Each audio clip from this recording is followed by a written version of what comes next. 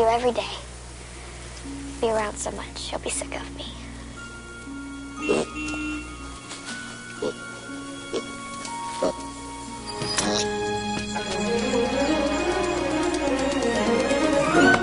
Avery, the bus is here. Did you remember your sister's lunch? Got it!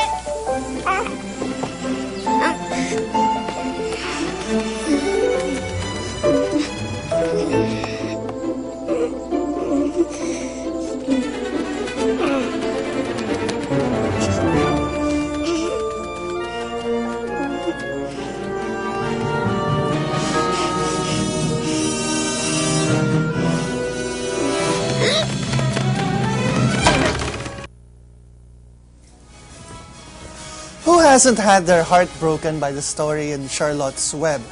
And who, perhaps as they're a little older, hasn't reacted to someone being touched by that story by saying what a yummy little cochinillo or lechon de leche that little piglet would have been?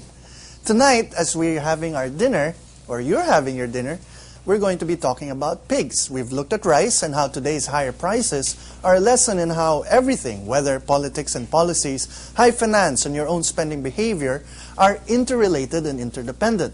So tonight I thought we'd look at another gut issue by looking at a particular industry, the hog industry. You may have noticed that in recent weeks, the Bureau of Customs has been conducting raids and confiscating, among other things, frozen piglets, not as cute as the one you just saw, that were allegedly smuggled into the country.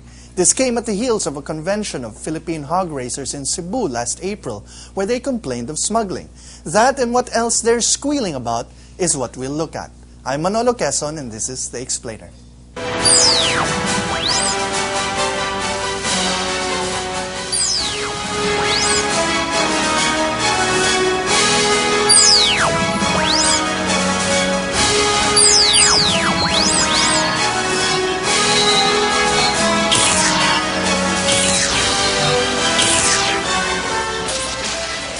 This is The Explainer, where I explain why issues are issues. Now, returning as our explainee tonight is Bettina Magsaysay, a writer for ANC.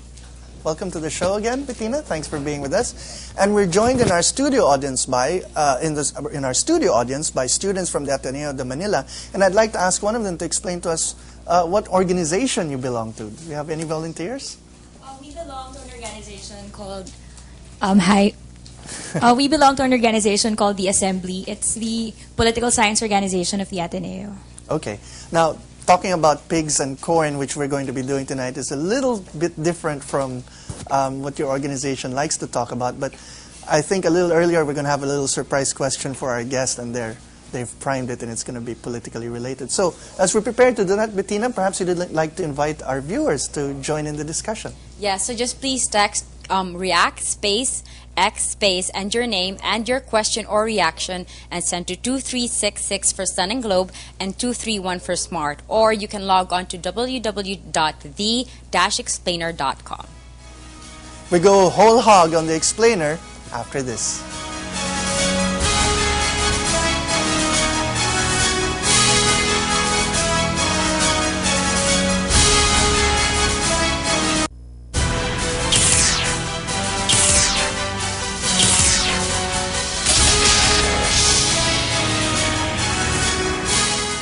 Today we have with us Francis Wong, and he's the corporate secretary of the Federation of National Hog Farmers. So he's going to be telling us to eat a lot of pork to begin with, but also about the certain concerns of the industry.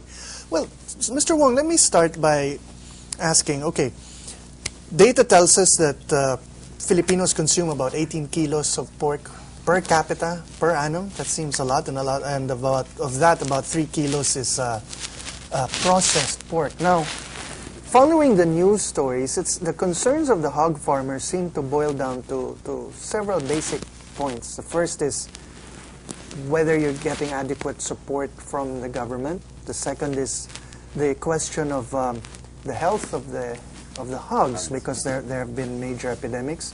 The third is competition to local hog farmers from things such as smuggling and that sort of thing, imports. Yes. And finally, the sort of the lack of incentives for further investment, because most of our farmers tend to be backyard hog raisers and not the larger industrialized ones. So perhaps the place to start with is, where is the hog industry at present? Well, right now, the hog industry, well, just to answer your question, there was never a president that came from the hog industry. I mean, not even agriculture. So, but our industry, we feel very bullish about the piggery industry. It's bullish, you know. I mean, we feel very confident that we can still move on, develop, even grow better. Technically, I think our pigs are at par with any of the developed countries, the US, Canada. Okay, maybe Europe is a little better than us. But as far as growing pigs, I think we Filipinos are very good at it. This industry has been developed privately, mostly private, but not, of course there were assistance from government, but I think the industry well, right now let's start by getting a basic look. How many hog raisers are there? How many of them belong to your organization, and what's their production like? Okay, as far as our organization is concerned, oh, by the way, the total industry is composed of 75% backyard. These are the mom and pop operations, and the other 25% is commercial. Okay. Our commercial producers, we have about 2,000 members in the federation, and that represents about 250,000 families or raisers, farmers. Now, most of your production comes, let's say, from 5 regions. That would be Central Luzon, Calabarzon, Western Visayas, Eastern Visayas, and the Central Visayas. But also, I understand there's a tremendous effort going to boost production in Mindanao. Region 10 is one of the biggest producers also. It's a very competitive area. One of the advantages is the corn is there. Basically, a pig is about 60% corn. So if you look at a pig, we don't say it's a vegetable, it is pork, but it's about 60% corn. No, this is an interesting point that one of your colleagues once told me, which is that I was asking this hog raiser, well, you know, we're producing a lot of corn in Mindanao. Is that where you source your feeds? And this person who's from Luzon was saying, no, because it's cheaper for us to bring it in from Thailand than from Mindanao, which sounds crazy to Right now it is. The situation is that getting corn from Mindanao is more expensive, true. But I think changes are already in the horizons. You see, we produce corn in Luzon. Maybe about 40% of requirement. That includes Ateneo corn, possibly. These guys. We hope their sweet corn can do us some good in the piggery. But what's nice is producers in Luzon have a higher yield than those of Visayas, Mindanao. In Luzon, we can get as high as about 8 tons already. Is that basically because of access, let's say, to vets and vaccines and that sort of thing, or simply? Yes, I think that's the real answer there, because those in Luzon have better access to materials. Like, for example, if you don't mind the word manure. Here in Luzon, we have more pigs and more chickens, so the fertilizers are more accessible. Whilst those in Mindanao, in far-flung places, they have to buy it. You know, here we produce it ourselves. For agricultural purposes. Yes. But, you know, there's an interesting thing here that we picked up, if you don't mind my pointing it out.